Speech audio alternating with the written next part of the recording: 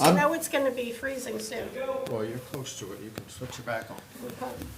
I, I thought I've been those out, are only options on and off. Yeah. I wasn't Yes. planning on going out. We'll wait for Carrie to be here so we can do a follow-up to the police overtime discussion. But maybe Nate, I'll send it over to you to do your pieces, and then we'll bring Carrie in at the end. Okay, sounds good. First of all, like Nancy mentioned, I should have the warrant discussion on there just as part of an agenda item, so I'm just gonna go ahead and open that up now. If there's anyone who has any questions in regards to the warrant, I don't know if you wanna ask now. If not, we can move forward.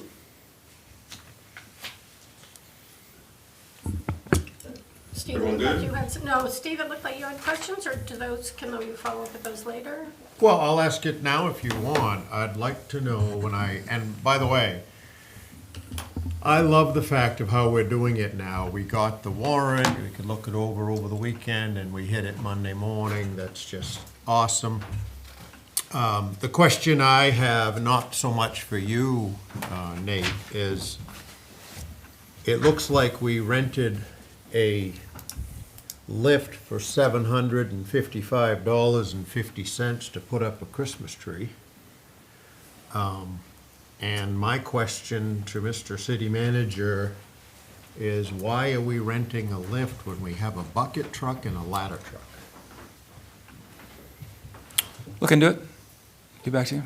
I don't understand why we bought a bucket truck and we're renting a platform lift. They both do the same things. And furthermore, if there's something wrong with a bucket truck or something, let's get it fixed or sell the damn thing. And we have a ladder truck downstairs that's made for men to go up on. I don't know why we couldn't dip up a tree with that. I was infuriated when I saw this bill. Maybe there's a great reason for it. I don't know. But $800 or $750 of Mr. and Mrs. Ellsworth's money, I think that needs an explanation. Look into it. Thank you. Okay. Are there others? No, Okay, thank you. Okay. Just a quick general update. This week we have the budget training. We have that tomorrow with our department heads to get ready for the FY '27 budget. So like I said, that kicks off tomorrow at 2 o'clock, just to go over, especially with the new department heads, how we're going to work the budget process from start to finish, just so everyone has some clarity moving forward. Besides that, working on monthly reconciliations. That's kind of just a general update of where we are right now.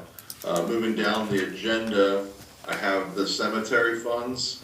I know Nancy was inquiring about, and she asked me some questions this morning in regards to these accounts. I believe you have, I sent it to you yesterday, I think you have it in front of you, the cemetery funds that we have at Bar Harbor Bank. Now, just so you know, Nancy, the Higgins Trust is listed on there. Okay. It should be right around 480,000. It's not grouped with the top ones, it's right below that. Thank you.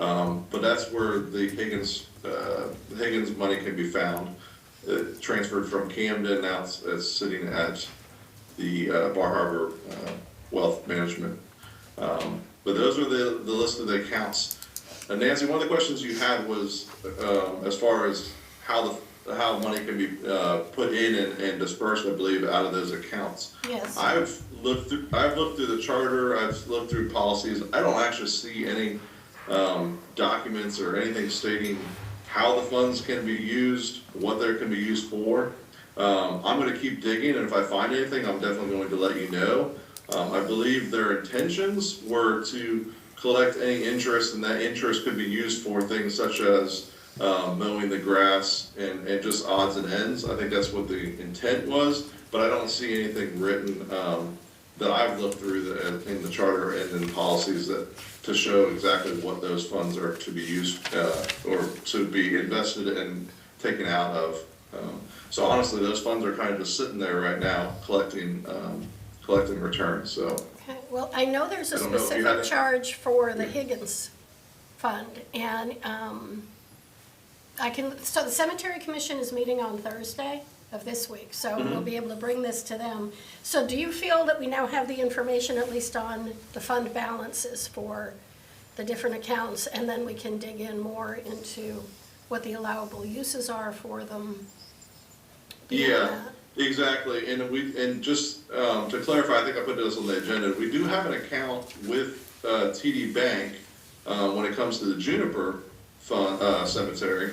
That's actually one I'm going to go to, I have to go to TD Bank in person, because right now there's not a signer on the account. Okay. I'm gonna go there hopefully this week, and if you have a meeting on Thursday, I'll try to get out there before Thursday and get some more information, because I believe that account was set up to be used for, like I said, the odds and ends as far as the lawn mowing and any kind of maintenance, general maintenance to the Juniper Cemetery.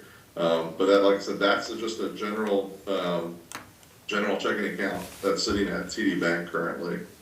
And I know TD Bank is gonna be closing its doors in Ellsworth, the end of January. So my goal is to get those funds moved out and probably put either, with the First or, look at, putting it at a different local bank with something we have access to. Well, okay, there's a lot more work to do here, and I'll talk with the cemetery commission, bring Yeah. things back to the council. Lots of questions we can follow up on. I guess one in particular is Juniper Cemetery Perpetual Fund showing zero, which should not be the case. And I wonder if that's, I remember hearing about a $20,000 CD, seeing it listed somewhere. Maybe that's what's in TD Bank. But you're saying that's just a checking account. That's what I gotta find out for sure, and I was hoping to get there before today's meeting, but it's across town and it's not my general direction. Yeah. So I'm gonna try to get to TD Bank and get that squared away and get that answer to you very quickly. Okay, so that, any of the narratives we've got, particularly for Higgins, because I know there is one there. And we'll keep working on this through the commission and bring things back, either to finance or to the full council. And the other questions are like, is this being invested where it makes sense for the best return on the money? I don't know the answer, but that's a question we should be asking Yeah. as well. For sure, and these are all questions that, yes, I'll try to get those answers to you as soon as possible. Well, then, yeah, we have couldn't more answer clarity those moving questions forward. till we had this information, so it's great to have that almost ready to roll. And hopefully by Thursday, cemetery commission, if we've got it, we can start putting that together and bring it to the council. Higgins had some For sort sure. of note on beautification or schools. Education and beautification for, I think it's half, and then half for cemetery. Right. But I want to see it in writing. I know I've seen it, I just don't know where it is now. What the rules are for that. Right. Yeah. And then go from there with, but there's a lot of work to be done on this. And, Yeah, it's pretty important to be able to, like, as soon as Nate can figure out anything that, who, what, can disperse those funds. Because, you got mowing, trimming, and then, the frost heaved the stones, monuments and stuff, those have to be reset or they'll flop over. So, all of those questions, and the city has handled it for Juniper, the one that we have management over this past year, is mowed and all of that. But that's, all of that, it's like, what do we have for funds, what do they go to? Yeah. And yeah. which, the responsibility of the city for Yeah. certain cemeteries, and of course for the veterans' graves in all of the cemeteries. So we're working on all of that.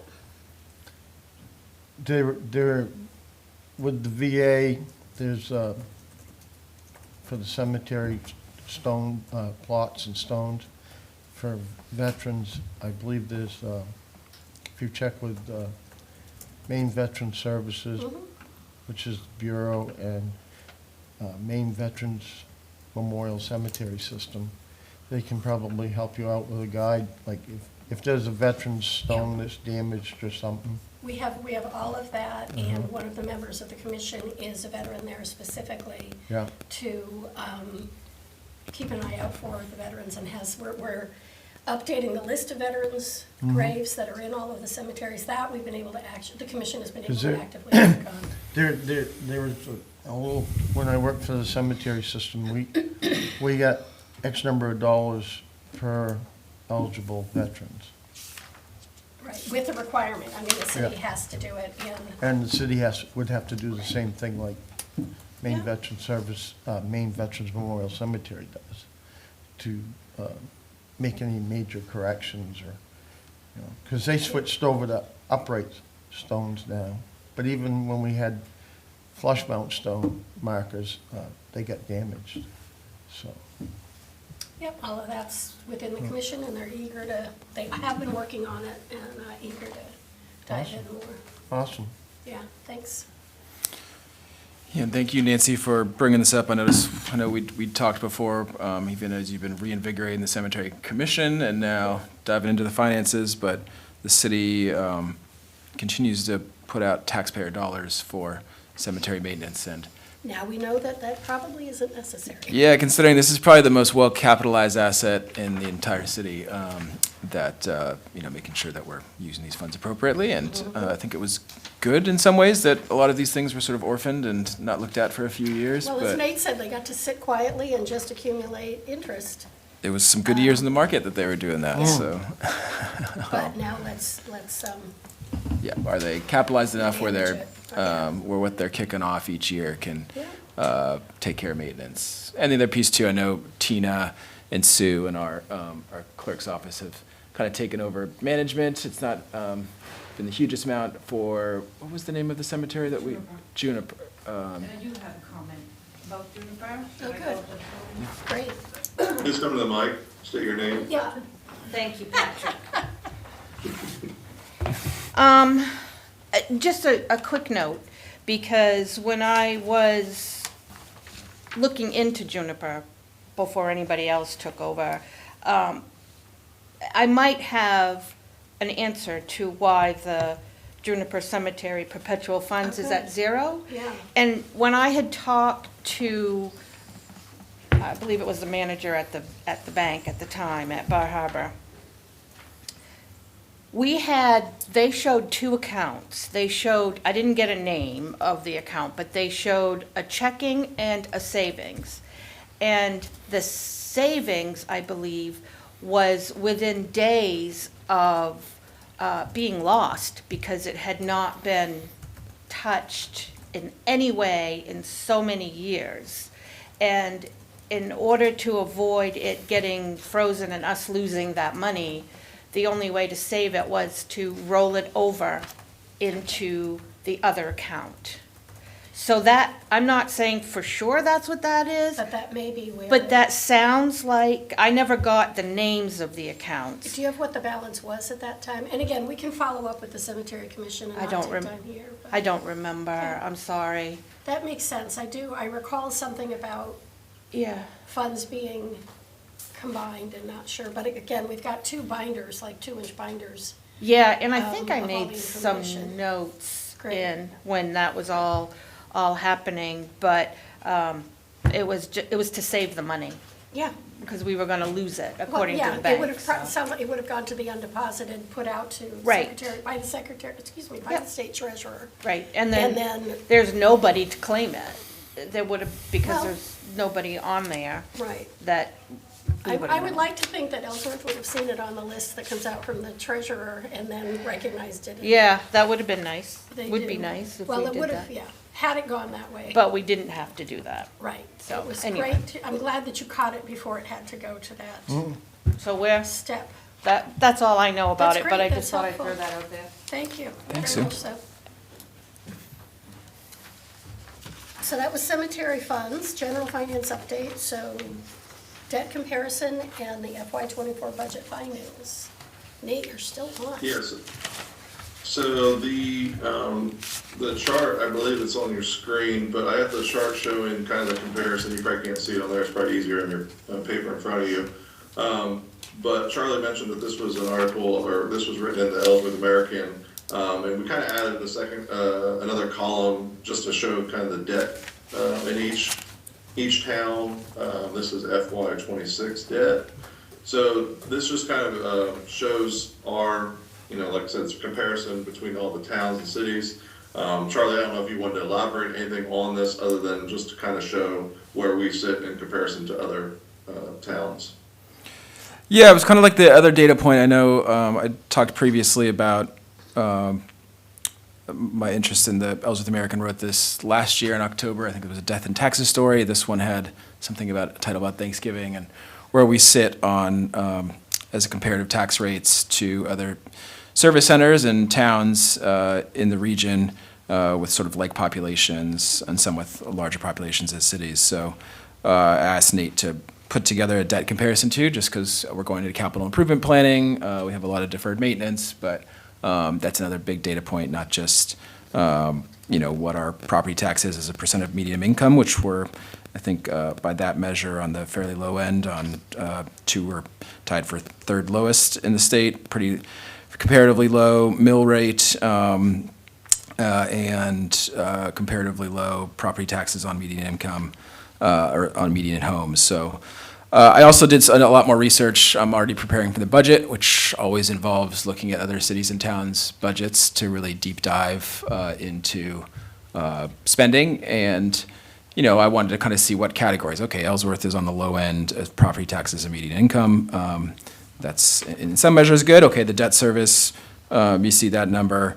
Not the absolute lowest for our area, but, compared to, I think Brewer is probably the most like city that we have as a comp for Ellsworth. Not quite as much regional pressure because they have Bangor to share their kind of service center aspect with us, whereas Ellsworth is sort of on its own as a service center for the entirety of like 80,000 people in Down East Maine. So I think we actually have a lot more pressures in many ways. So, it seems that we're kind of in the middle or lower end of the pack, depending on kind of what metric you go by. Sure, Bar Harbor has, almost quadruple the amount of debt we have, but, much higher median values for homes, much, although interesting, pretty similar median household income, which I thought was interesting of Bar Harbor to Ellsworth. So I'm assuming that's non-resident. I was just gonna say, people who I would be are pretty. not residents don't factor into that. I would be pretty shocked on that category. I know actually Castine comes in as well, very low on the median incomes, but a lot of that I think is due to the Maine Maritime Academy students are considered kind of year-round residents. So this data is always taken with a little bit of grain of salt. But in my analysis of other communities too, as I noted at the last workshop, I think one of the big standouts was how much other cities and towns are spending on schools, especially the RSUs. And that was one of the main drivers of why we have a lower tax rate here. Bar Harbor has been doing a lot of upgrading their underground utilities lately. Plus, they're redoing the Connor School, and there's a whole bunch of items that they've been doing to try to improve things down through their streets and stuff too. They just got done one big major project where they kind of messed a lot of people who were working at Jackson Lab, and where the big park is, where they have the seafood festival down through Main Street, so, yeah. Yeah, I think they also implemented that parking kiosks, which I think is netting them a couple $1 million a year. That might have been, how that funding was designated, could go to debt service on road projects, et cetera, et cetera. So they may be using that additional few $1 million a year in income that they're getting to fund more long-term infrastructure debt service type things. That also could be part of it. And yeah, I think the other thing to note here with the debt service is that that's this year. Next year, as our repayment for the roads, it's going to go up by about $400,000. So that's kind of just off the top next year. We're going to have an increase of about $400,000 on the debt service. So that'll go to, is that correct, Nate? Yes, that's correct. So that is going to go up to 1.4 million, which I think will help guide kind of like some of the capital improvement planning discussions we have on, what is the right amount of debt service for the city. I know, Nate, in previous conversations, do you have the figures on kind of how Ellsworth is allowed to borrow, or what our capacity is? I don't have it in front of me, but I can email it out, or we can touch base at another time. Yeah, I know absolutely. we've talked about it before, I don't remember any of the details. Yeah, I think we were my last conversations were well under on like our total debt service. That's not, that's say we should, but there is a limit to how much cities and towns can borrow for. We're way, way under. There's also a trigger on if a single item or a single amount of debt service goes over like a % of the total budget, I believe, that it like automatically triggers the need for a referendum. But that's another piece where Ellsworth has grown by so much that, you know, we never come really very close to hitting that when we issue debt, so. And then the following year, after next year, there is, I believe, a debt service drop-off by a few $100,000. So, but I would anticipate that being kind of coverage for the school track and the fire truck. So we'll probably go up about 400,000 in the following year, kind of level off around that 1.4 million. But Nate, I know, is going to update the full debt service schedule so everybody can see that. Yeah, I'll update that and send this out. Last thing on the agenda, unless there's any questions, I was gonna move to, yes, sir. I'd like to, I think this is a great time to talk about Freeport. Freeport has a very similar population, but their annual debt service is the lowest on this list. And I think Ellsworth is in great shape on this list. I'm not complaining about our debt level, but I think this is a great time to plug the impact fee, development fee, whatever you want to call it, east of the, what is it, Cards Brook. So from Pizza Hut east, there's an impact fee. And if you look at Freeport, Ellsworth's never going to be a Freeport, okay? And But I think if you ask residents, they may not be interested in that either. But, to your point. My point is this, they have the lowest debt, and they are extremely business-friendly, and they have attracted a lot of retail. And I think it just drives home the point that businesses can afford to pay more than Mr. and Mrs. Ellsworth that's lived here for 50 years. And I believe that this is a great opportunity to, again, I'm not upset with our debt level, but look at the lowest and look at their business-friendly policies. They don't have impact fees. I realize that we are not a Freeport, but I think we have some of the makings here with a lot of real estate available around Walmart. We have an LL Bean here. It's an outlet store. And I just think that Ellsworth would be better off to eliminate these fees to bring businesses to Ellsworth. I mean, $116,000 debt service is amazing for a town the size of ours. And I'm not, again, we owe $1 million annually. I'm not wound about that, but it would just be another reason to get rid of our business prevention department in the city of Ellsworth. Yeah, I think that's an excellent point, Steve. And Nate, if you could follow up with Danielle, I know we're coming to the council with like an ordinance reform changes. I've had a few meetings with them, and I really have tried to be like, hey, guys, this is ordinance reform or deregulation, not let's add the pieces. There are some things I think that need to be added and kind of maybe changed around, but how do we, like, I know the thrust of this from the beginning has been how do we make it processes smoother, pulling back our regulations. I know I've mentioned that ordinance piece, but even though I think it's coming to workshop maybe in January, or maybe it's February. But I'd love Nate to maybe have Danielle give a little conversation on that. At Finance Committee upcoming, I think it's an important piece.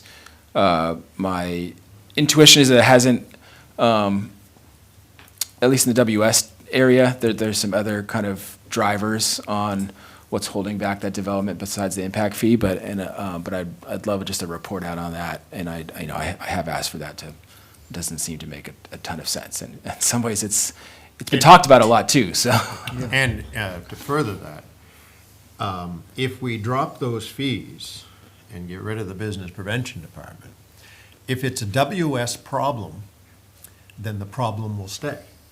If there's development there, then the problem will go away. So if it is a WS problem, we're gonna see that. Because if WS doesn't change, Right. if you get rid of the fees, because I've heard a lot that it's WS, there's some other factors there, they're this, they're that. Well, it's their land, and they can run their business the way they choose. And this, if we drop that, that would be living proof, there's a chance that if it is WS, we're gonna see that. Yeah. If it's not WS, we're gonna see that. I think that's an excellent point, Steve. I think, Twyla, our Economic Development Director, and I meet with WS once a month now to kind of try to help. This is such a great opportunity. It feels like everything else is going in Ellsworth, and that stuff is plug and play. I mean, it's It so. was designed, yeah. Now, we're kind of, I think WS owns a bunch of other properties in the state, so, Augusta, I think it's Biddeford, there's some place in southern Maine, a lot of properties in Massachusetts, I think they own a lot in the Seaport, so this is sort of that, we have a much higher construction cost out here, and, and retail changed a lot, right, I think, in that time period, but it's just so ready to be done. So to your point, Steve, Let's do our part. Well, Yeah. yeah, That's- let's try to make it so that they'll come. And I remember Michelle, when this was come up in the past, Michelle saying, do I have it right that Walmart annual property taxes are $300,000? I think it's like 350. That was me, looked that up. Okay. Walmart and Home Depot. That's because I was looking into we were talking about the courthouse road. That area covering its costs. Oh, yeah, It's happening and the city's doing well with it. To your point, Nancy, we've covered our costs and then some on the since they built the Myrick Street area. Now I know there's some folks aren't exactly happy with how it got built, but in terms of for the impact fees, I think in the original concept, you see the original concept, 40, 50 retail stores. If that really came to fruition, they would have wanted to get their money back from some of the development fees. Immediately, but to your point, Steve, that didn't happen. We're not getting new growth over there, which is really important for the broadening of the commercial tax base, so it's not on Mr. and Mrs. Ellsworth as much. So we've, I could do a remath on it, but it was like 5x more we've already brought into taxes from Walmart, Home Depot, and WS Development, because they still pay taxes on that land. So we've kind of cleared the decks there. Let's try to make it as business-friendly, even the news stories that we've gotten rid of that impact fee. It seems like we've got a ton of hotels, motels. And it's like, no more store, no more retail stuff, no, we're running out. If we, people will come here and fill up those hotels, they're gonna go down on the island, then they're gonna realize, they don't have as much, they could be more outlet stores out there by Home Depot and Walmart. Yeah. I'd like to support the original plan. Yeah. And, it's easy to be the Monday morning quarterback. And we're all talking about looking backwards. When this was initially put into play, I believe the theory was to pay for Myrick Street that the city did, from what I have heard. And it doesn't look like that it's gone to plan, but I still like what they tried to do. I think that plan and that council, it made some sense, but looking backwards, it hasn't worked. So let's adjust things to make it work. It's not that I would have pounded the table if I was here about that impact fee back when it started. Right. It's not working, and we need to tweak that to enhance where we're at. The eagle's nest that was here beside Finn's, I brought to the council one time.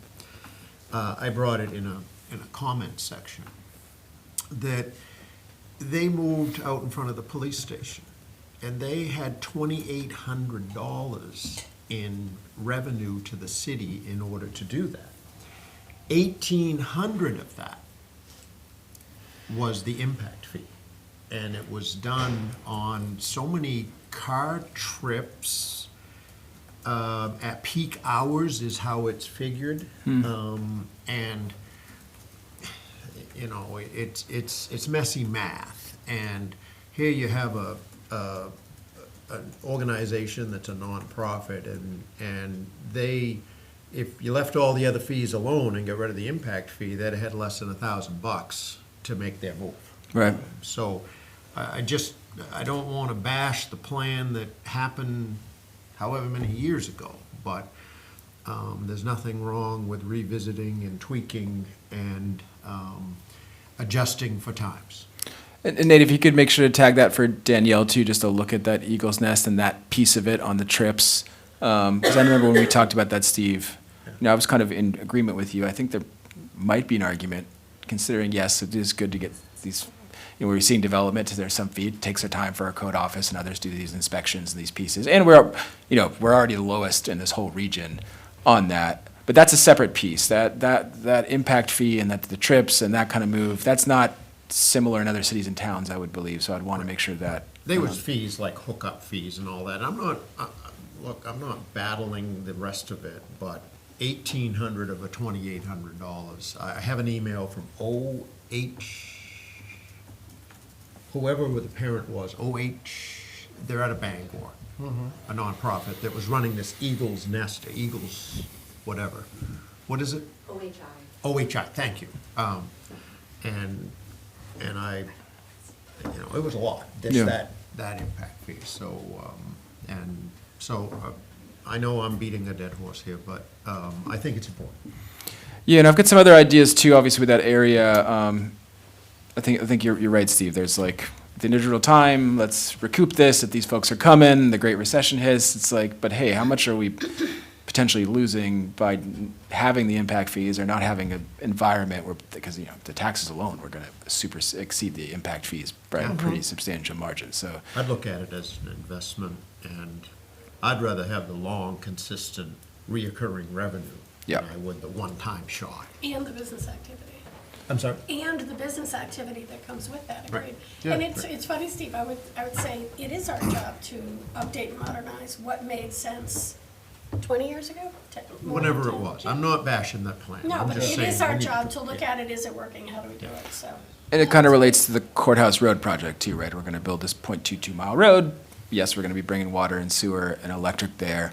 Should we charge impact fees to the non-courthouse folks that may develop on there? Or maybe that would have the same effect of Yeah. limiting development, and let's try to get the tax revenue as soon as possible instead of, you know, and making it so desirous because it's plug and play. The city of Ellsworth needs to help tow the wagon, and that's a great opportunity. If we're putting it in the ground anyway, let's help do our part.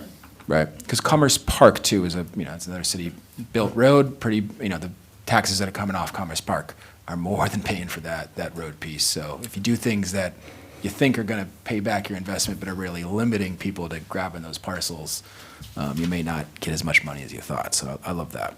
There's also some other pieces on WS, and I think the Courthouse Road area as well, when our reimagining of the TIF districts that I think would be prime candidates for, tax increment financing and credit enhancement agreements for comp plan aligned activities. I think it'd be hard to put a credit enhancement agreement, say, to add a hotel in WS, because we're already getting hotels, without having to offer credit enhancement agreements in the city. But for housing or for, I don't know, if it was a convention center or something like that, which is a critical piece that we need in the city, something like that would really boost economic development activity. And then in the courthouse area, anything residential, I think, could be excellent. And then there was another thing we discussed for ordinance as well, which was if it's kind of comp plan aligned, can we maybe have a section where the council could approve, like, we're waiving all your fees, your electric fee, or this fee, or that, like, a process where it's like, this is so critically important to the city, and it falls into these plans, and we're gonna get tax revenue from the future. Like, don't worry about coming to us for these calculations on how many electric hookups you're gonna have in these things. For the stuff we're already getting and that are paying those fees, that's just coming in. So I think that hopefully also can help us be a little more business friendly going forward. How about talking about an audit? That would be Ah, awesome. there we go. Yeah. Woohoo! Still audit. So I believe you have the management letter from the FY '24 audit in front of you. I wanted to touch base. I didn't honestly do every single category because I didn't want to bore you guys, and I figured we could kind of split it up between 2 meetings. But I kind of just took each recommendation and kind of just wanted to give you guys where we're at on those recommendations, just so we have this in writing and also verbally out here at this meeting. So first thing they mentioned was old outstanding checks. And just so you know, I'm gonna be reading because I kind of made notes on all this stuff, so if you see me looking up, that's why. But just so you know, old outstanding checks, regular reconciliations are occurring. So catching these older checks will be easier for us to diagnose and to determine what the cause is, why those are still outstanding. Currently, we don't have any policies in practice, but I'm going to work with the AP team and try to figure out a plan on, reaching out to vendors after that 120-day window, determining why the check has not been cashed. So that's a policy and a practice that hasn't, like I said, we haven't started yet, but the reconciliations are gonna help us to see those when they occur. Nate, Yes, they do currently do that. Leah and Deb do. Do they currently- reach- Yep, Deb, Leah and Okay. I work together, they have a spreadsheet and they are currently actively doing that. I said, okay, that's good to know. I know Leah sends the spreadsheet and she has the outstanding checks. I didn't know she was actually reaching out to the Yeah, vendors. if any go So, over, I think it's like the 90-day mark, she reaches out. okay, good. And on these ones, could we maybe establish a, kind of a separate version of this that has a, resolution piece, and it could kind of note that Leah and Deb are now doing this, and this is kind of our project, just so we have kind of our, finalized That's in why there. I wrote all the stuff down. I figured I could send it out to you guys once I have it all written out and make it look a little bit nicer and prettier. I just kind of made some notes for today's meeting. But I'll definitely send these out to you guys so you have them. Also copies of the practices that we're doing. When it comes to like fiscal control capital projects, so inside our Cassell financial software, we have a tool called Activities. We actually started using this activity tool just this FY '26. What we use the activities for is grants, any kind of special project. It's just a way for us to track certain aspects inside the software. So for instance, Water Street Pump Station project, if there's a certain grant, let's just say the police has a certain grant that they want to track, we can assign an activity number, and with that activity number, we can pull reports and show all the revenue, all the expenditures that occur within that certain activity. This just helps us, like I said, inside the software, be able to best utilize, so when the auditors come in next year for the audit, they can say, hey, what's going on with the High Street Pump Station? What's going on with this project? We can pull those specific reports based on those activities. And that's a function that Cassell has, which is our financial software. Moving to internal control policy. Right now, we're currently working with Sue Lassard. Sue Lassard is, we hired her as a consultant. She's just a contractor. Working with Sue Lassard after she finishes her work to develop a plan that will benefit the city. Sue Lassard, if you don't know, she has over 40 years experience in municipal government. She's an excellent person when it comes to establishing these policies. So I'd love to work with her, Ashley, and the team, kind of develop the plans that she's seen work over the last 40 years. So that's the goal, is once she finishes her reconciliation work, is to kind of get with Sue and establish those policies that we can work forward towards moving forward. Cash reconciliations, currently done every month. This has been going on for, I think, over a year now. We currently done it every month, and it's finished by the 15th. The goal is to finish all the reconciliations for all the bank accounts by the 15th of the month. Moving down to investment reconciliations. Just like the cemetery investment document that you saw earlier, those were not previously put in to the financial software when it came to any returns, losses. Now that's currently being done every month. Started doing that this fiscal year. Started reconciling those investment statements So to properly allocate and show the investment income moving forward. GL reconciliations, and like I said, I will send this to you guys so you have this. I apologize if I'm speaking too fast, but I can answer any questions at the end. GL reconciliations, currently caught up on as of October 2025. This is something that Sue Lassard is helping when it comes to the water, any kind of water, sewer, taxes, working on that reconciliation process. I know she's helped out our Sue McLean and myself and Ashley as far as showing us how to do it into the process, and that's something that Sue McLean is currently working on every month, and Ashley and myself are also following up on that as well. Deficit fund balances. Now with the monthly reconciliations taking place each month, accounts can be taken into consideration and reviewed and monitored more closely. Waiting to look at all the transactions at the very end of the year is tedious, and that's when items get missed. So if you notice, a lot of these answers are just due to like them not doing the cash reconciliations before. Now that we can do those on a monthly basis, I can look at those reports. I know Ashley looks at those reports. Obviously, it's presented at the finance committee meeting once a month, but all the goals of that is to catch these things while they happen and not wait to the very end of the year. Same thing when it comes to revenue and expense activity. Once the reconciliations are done, looking at the reports, reviewing all the accounts, making sure that the expenses are classified as expenses and revenues are classified as revenues. I know it sounds easier said than done, but some stuff like that gets misclassified, and if you're not reconciling monthly, you're going to miss that stuff. And same thing with revenue recognition. You don't reconcile your accounts, you're going to miss certain things that hit your accounts. For instance, grant money that comes automatically in from the state. This stuff was missed before because there was no reconciliations done. Now that the reconciliation's done, we can see that, and every month we can go in there and say, hey, there's $5,000 from the state. We might not know what it is, so we might have to do the research. But with us doing those reconciliations monthly, now we have those tools and are able to go in there and figure out moving forward. Now that's kind of where I stopped, because I honestly didn't know time-wise how much time I'd have. And I know it's 8:45, and I know Carrie's in the room as well. My goal was to probably take place. I can start with the next item. We can maybe hit that at the next meeting or find another meeting to kind of discuss. And like I said, I will send this out to you so you have this to hold us accountable, the finance team.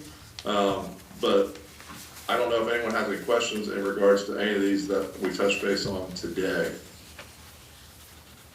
Questions? I have a comment, if Yes, I sir. may. This is all wonderful, okay? And I'm thrilled at the progress of this finance department.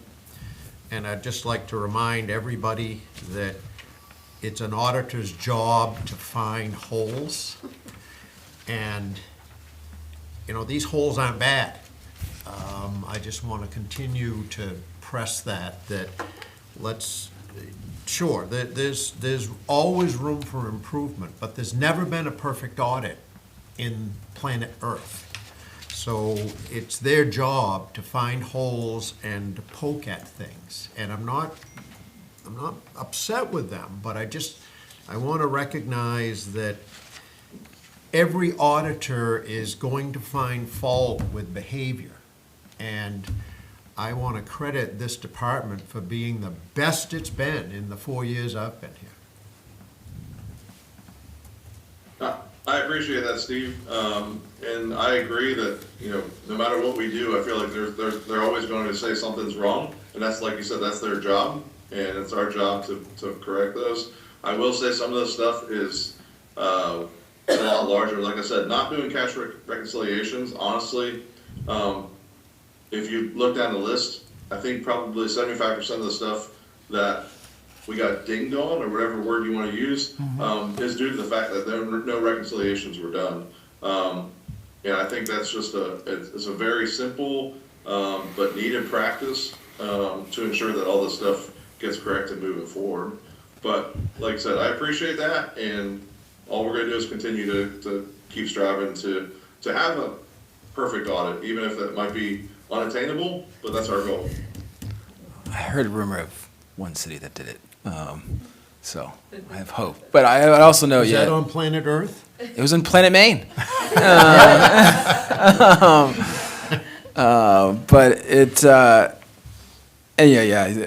thank you, Steve, for that. I know it's been a big project of this council to really, it kind of started with the budget process, I think, where I think a lot of people, yourself included, have been told, oh, we'll fix it this year, we'll fix it this year. And, when I arrived, it was just loose pieces of paper being thrown at city councilors by department for them to put into their own budget binders. And now, we start the budget building process like pretty much in, September the year before, so that, you guys, and we put it online so that every single line in it we have, we're trying to make it more transparent. I think, this media speaks for Sue Lassard, but she noted like our budget processes, like that's getting the best in class in Maine. Some of these in the reconciliation, like, well, you're absolutely right, Steve. There's a bunch of these. There are some pretty big ones, like the undesignated fund balance, like a truly reconciled account across everything. And I don't know, I think you probably agree with this, Steve. In some ways, not having that reconciled account is helpful, because I'd never come here saying, we can spend money on designated fund balance. That's what they did for $1 million in the police station. Like, when they didn't have an undesignated fund balance. Like, right now, I can't tell you, here, the accounts are perfectly reconciled between all of our receivables, between, all our expenditures. We have a cash balance, which I think one of our finance people said, like, wow, the numbers are really real now, whereas she was here for a while and they weren't. I'd like to get to that point, not so we can spend money off budget cycle on an undesignated fund balance, but it's an important piece. I also think like that's the only way we're going to get our bond rating back up again too. I know we're kind of in the bond banks category now, but you always want to have that option to have a good, a better bond rating as well. And there's a couple other things here that I think, the overspending on certain cost centers. And better mechanisms for that not to be able to happen, and then to have to come to council and say, hey, this cost center for this reason there's a lot of overtime, and there's a lot of this, there's this unanticipated expense, so we need to transfer from this cost center to this cost center, or we have to go into our like actual hard dollar reserve accounts to pull something from there. It's another big piece that I'd like to see, and there's a few other ones I think we'll talk tonight. We have the digital modernization piece. There's 3 pieces in there that are somewhat related to this, which is having a grants management system, a procurement system, and a contracting system, so that any dollar that's sort of solicited from the city is very public, and then, it has a very kind of open process for how we solicit bids, and then how we contract for them, and then all of the grants that we have are tracked, and those kind of capital asset planning. I know, we have these projects and they were kind of gone year to year, but they didn't really like, hey, let's keep this money in this piece. That's the other really big one that I'm looking towards, so. I'm because I'm new to the finance committee and the council. It gives me faith to have you sit there and go through what portion you did on this, and that the corrective actions that you've been trying to take. You see what I mean? It's hard when you take over something that, oh gosh, this is a mess, But it gives me faith that you are making, your department's making it great, making great stride to improve and follow general accounting practices and stuff. So, just keep up the good work. I appreciate that. Yeah. I appreciate that. It's definitely a team effort. Couldn't do it without Ashley, Deb, and Leah, so appreciate that. And I do want to mention that the Cassell software we do have, there is an online version, and I'm going to send out to the council a way for you guys to log in and see that, have that transparency. I'll try to get that out today or tomorrow, but I can try to, any new council members, I will try to kind of show you how that works. Maybe we can even show it next week at the finance committee meeting, but just so you guys can have that more transparency, you can log in at any time. If you are interested in see where taxes are at currently as far as what we've taken in. All that stuff is real time. You can log in and see that. And just, like I said, just another way for transparency. And if you have any questions, you can log in, and something catches your eye that you have a question about, obviously send an email to myself or Ashley or the team, and we'll definitely take care of that. I tried to see if we could just do a read-only public version, but Cassell didn't seem to. To me, this is the people's money. I know you all are tracking these, we're going through the warrants, all those pieces, but, you know, the more transparent you can be, and gosh, if people find something, let us know. Like, you know, always good to crowdsource mistakes, and we do that in our budget process too, so. Let's keep rolling. Let's keep rolling. Carrie, do you want to come up? I know we had a conversation with our police teams last week, I think it was last week, on management overtime in the police departments. This is probably our third conversation about this. We kind of had an initial, just to give folks maybe who might be watching, or, you know, this had been brought to my attention from Carrie and the police teams that, you know, that there was some overtime for shifts that had been sort of a past practice in the city. I know Carrie and our HR teams felt a little uncomfortable with this because it's not in the ordinance and exempt employees aren't overtime eligible. So we've sort of considered it a past practice, but wanted, you know, where I came down initially was this wasn't, you know, across the board. When you take management responsibility, overtime kind of comes with the deal. You know, we have 3 six-figure managers, one additional manager that was added, I think the last budgets are the previous budget, 2 previous budget cycles ago, and you know that's kind of the deal we make. You have to take overtime in your department to pick up things, but I also was amenable that, hey, you know, if this has been a past practice, and let's talk to the city council about it and see where they fall, and if they, you know, if we want to change that practice, because we believe that, you know, the police piece is. You know, they do a very special and important job here, and being able to kind of distribute the overtime more equitably amongst, it's not a huge department, so, you know, the 3 managers that are there are, you know, probably 20% of the entire department. So having the ability for them to take shifts for others and not have to force others to do shifts so that they can take care of their family is definitely a reasonable request, and we might want to make that practice permanent, and we should do so through a policy change. So. There was some discussion as well last time as to sort of equity amongst the organization and for other managers, and it was, at least, I'm always in the position of trying to read the tea leaves of the council here, but it seemed as though there was some alignment on that this, if we did pursue a policy on this, that it would be for the 24/7 units of city government, not just managers across the board, but so that would be police, fire. I did note with fire that fire hasn't been taking management overtime. It's not a practice. It really is just in the police department as of now. But fire would potentially be eligible. Highway, that's probably the biggest bulk of the overtime. Obviously, with our snow emergencies, highway managers, and then water, wastewater. Those are our overtime departments. Of course, dispatch as well, but I think dispatch is already in that kind of police dispatch overtime category. So I wanted to bring Carrie in because she will be the person tasked with updating this policy, and I guess ask council if, you know, if that was their intent. I know Carrie's got some concerns on costs, especially if we broaden this beyond the police department, so maybe I can send it over to, I don't know if council had any other kind of discussion points, or if we... Ready to hear from Carrie? You're up. I think Charlie did a pretty good job at explaining where we're at with this. You know, all of our managers are exempt employees. And so when we take on these roles, we take them on knowing that, or, well, maybe not knowing, but a lot of us take them on with the expectation that we're not going to get our work done always in 40 hours a week. There are a lot of times that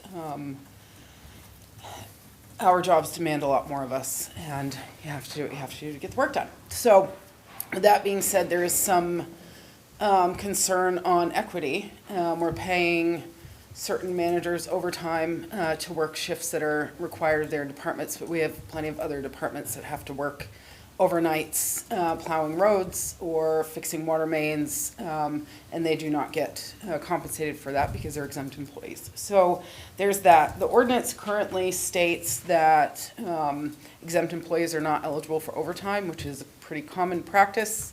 An employer has the right to determine who's exempt and who isn't. So technically, there's certain classifications through the Department of Labor that an employee needs to fit in order to be considered an exempt employee, which all of our managers do based on their job duties. But it doesn't mean that we can't pay overtime if we choose to.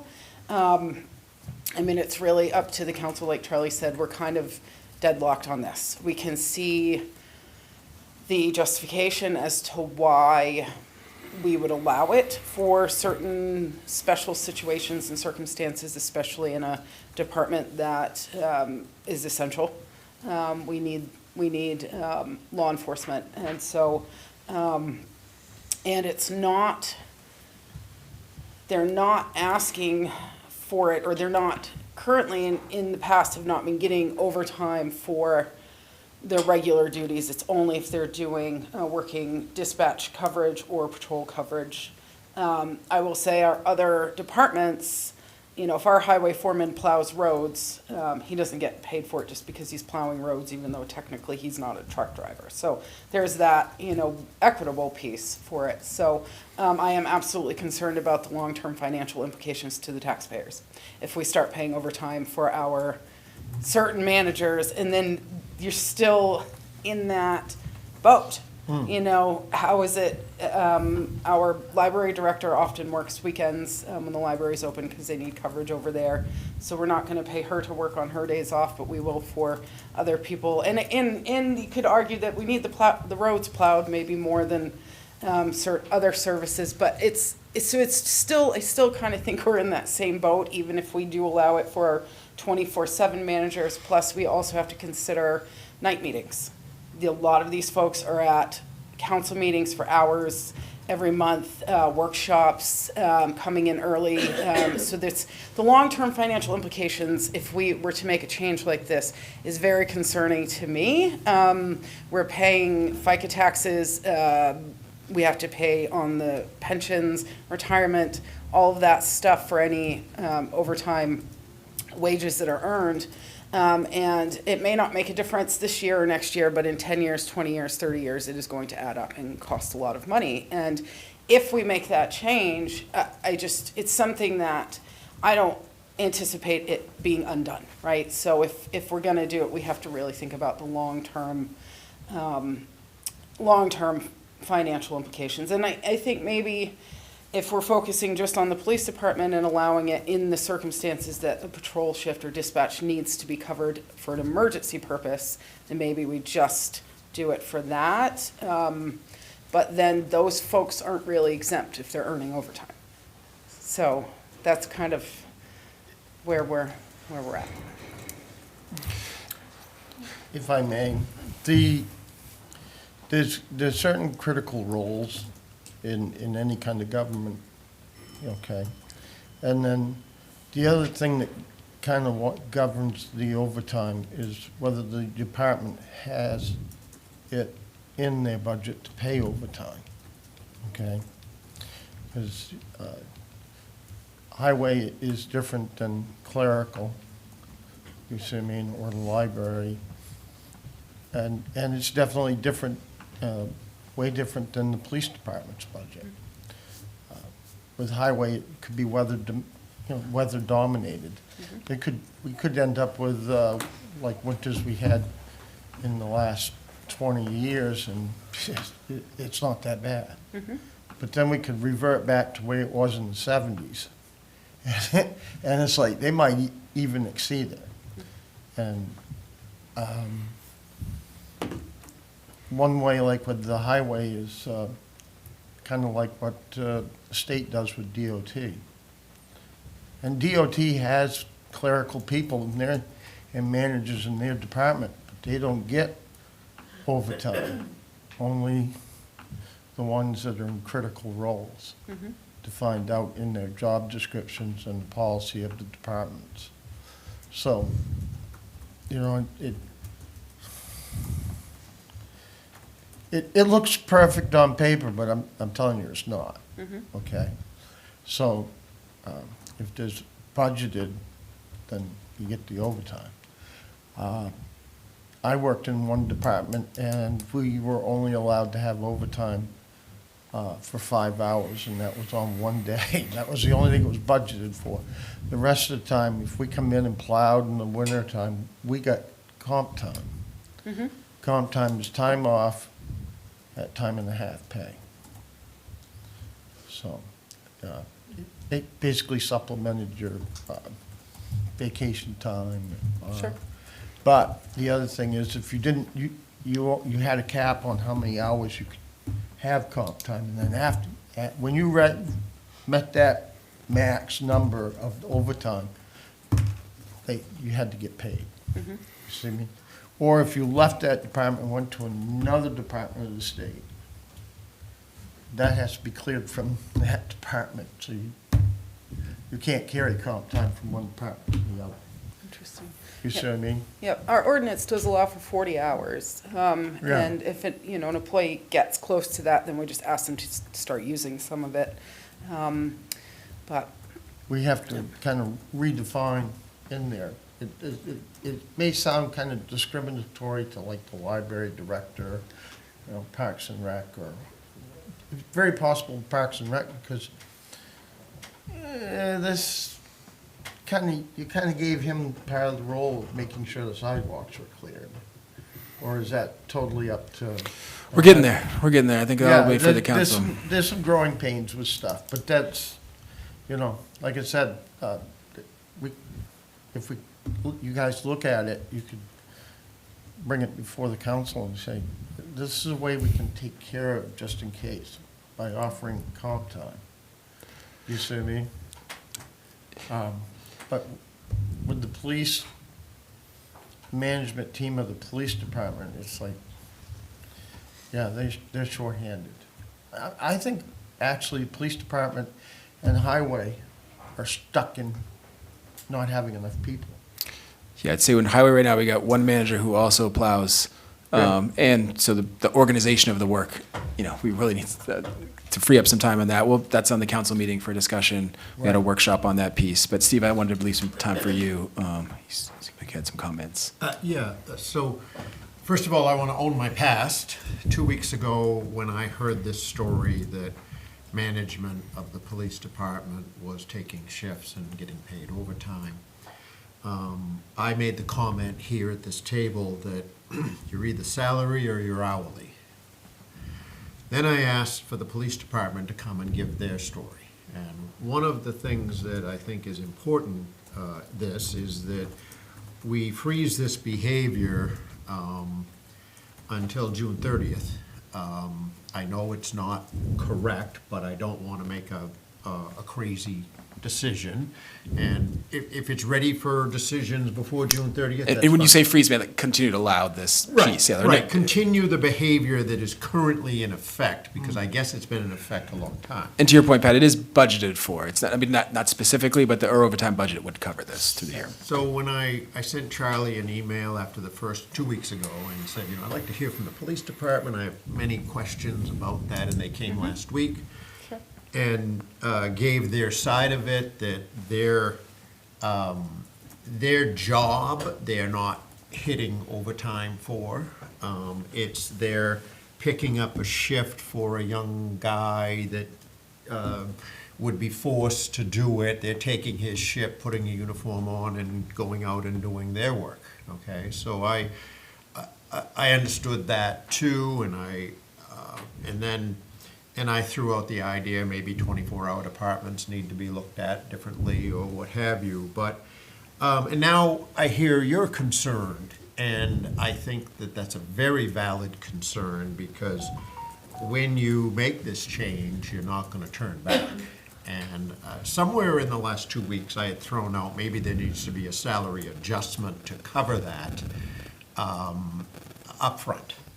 If that's going to be part of a 24-hour department, you know, maybe, hey, you're gonna have to do this, but here is a little more to do it with. I don't know what the answer is, but I like this process, that we've heard of something, and we've heard from the police, who's actively doing it, that says it's been that way for a long, long time, and now we're hearing from the voice of reason that, hey, this could be detrimental.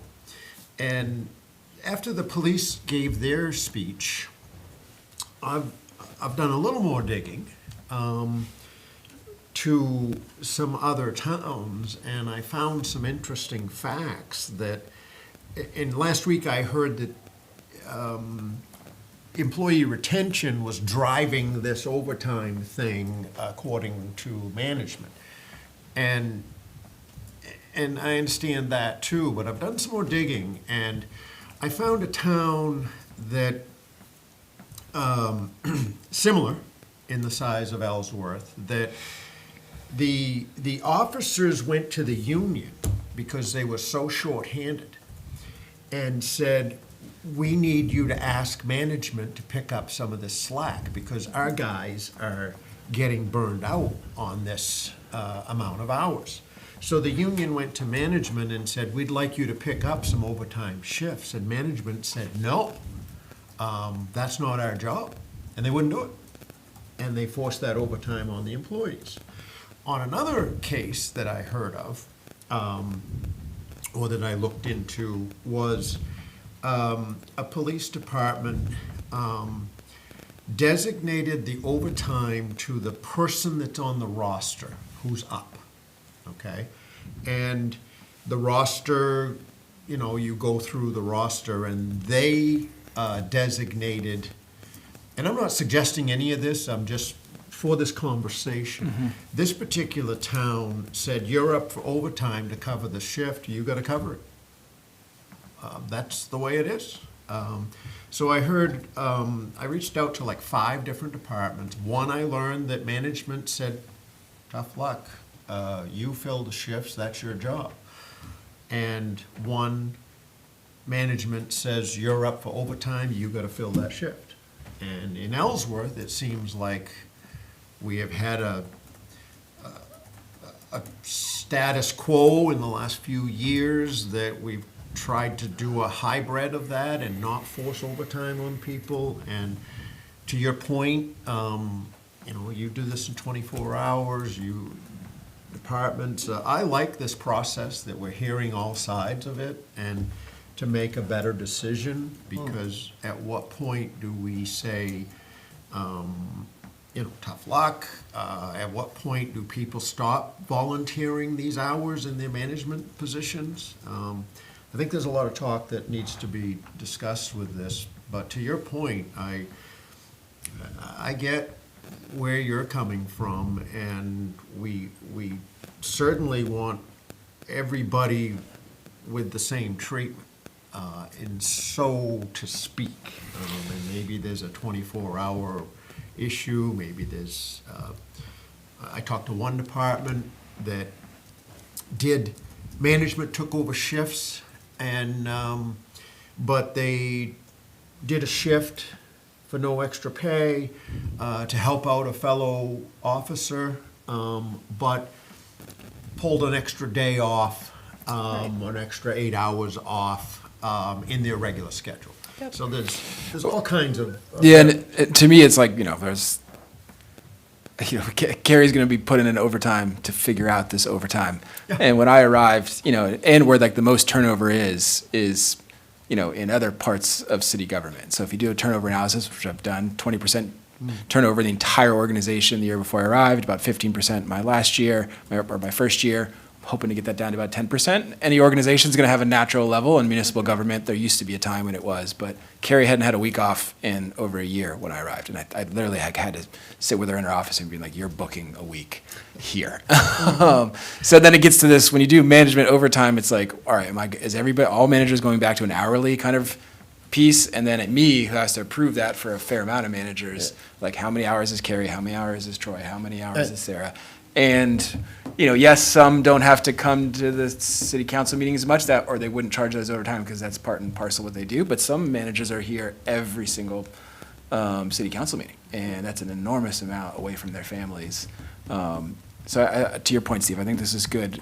The main piece thing for me and Carrie is kind of, I think we came to like, we could see both sides of this. As you mentioned, Carrie's sort of the voice of reason, and as I'm sure in our Yeah. budget union conversations, Steve, I think both of us would agree that she is She's the minding the voice of pennies for the city. And I agree with Steve, and I can see the after we discussed that with the chief, police chief and deputy chief, it's like, ooh, a little voice back here says, what about the others, you know? And I have heard some reach outs on that side of things too. And so I think maybe we'll just, I know we're getting close to time is, I think Carrie's and my main goal is that this is also transparent. Like, I know we were kind of an awkward place that Carrie's like, I don't see this in the ordinance. And I'm kind of an awkward place where like, am I telling you to do this off the ordinance? I don't like that, but it's been happening. So we'll iron that out with council, which is the appropriate place. Maybe we'll prep a couple scenarios, one of like a 24/7, and then looking towards the budget employee and what the process would be for that. Am I supposed to approve kind of these manager pieces? How do we track the hours? Is there a certain amount that there should be? And then maybe just a police-only option. And there's probably gonna be, when we get to this final discussion about it, before we get there, it's like, well, the library doesn't like how it's set. And it's like, well, you gotta look at your job, you see what I mean? And you gotta find the right balance, so that it's gonna try to be equal, but But there is the phrase, what's fair isn't necessarily equal. I Right. think that's where you were headed. yeah. I want to add one dimension to this, where I guess my frame of the conversation is, we know the police are currently short-staffed, that there were new hires, some of them are replacing, some it is actual added capacity, including dispatch. But in the meantime, there is agreement that OT is needed for patrol and dispatch. And we're concerned about basically the money end of it. So one of the questions in my mind, and maybe this is something you can bring back, is what is the price differential, the cost to the city, when a manager takes overtime versus when an officer does? What are we talking about I mean, for it's, money? yeah, and I will, Now, I I don't can- expect you to have that off the top of your head, but I think that's where the I do have the. challenge is. Sure, it's more because they make more, right? So, But how but it's not much? like, in the last couple of years, overtime for the managers has decreased significantly. In 2023, it was over $20,000, and I don't know, that year may have just been, not really sure what happened, but I'm sure there were circumstances. I will add that I totally understand the justification, or why they are looking for this overtime. I think these other departments, Steve, that you may have talked to, probably the managers don't cover the shifts because they don't get the overtime for it, and that's why it does help. I see the incentive there. I do see the argument there for that piece. Overtime has decreased significantly in the last couple of years, so there's that to consider. But in total, that's a good question, Nancy, and I can get that information for you. But I think we just, a matter of putting something in the ordinance that says one way or the other, so that we're not violating our ordinance. And because currently we are, and I do not know, I wish I had some history on this practice and when it went into play. I don't have that. But this department, in for sake of retention, yeah, I get it. I can totally empathize with that. But I will say, in the 3.5 years that I've been in HR, we've had one person resign from that department. So they're doing pretty good.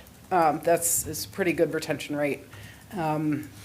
I will say, which is probably partly to do with this piece, that the managers will cover shifts when needed. If they don't have staff, it takes them a year or plus to get someone trained and on the road.